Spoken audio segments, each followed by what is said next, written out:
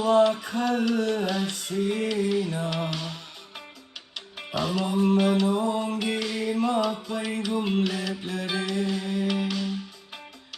Wakal gi mayosu tinamdare Marufuk na makare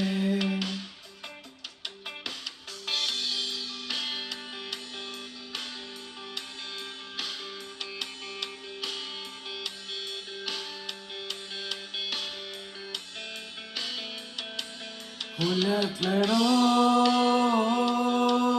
hanna wakal gi yening Hulat leroy hanna wakal gi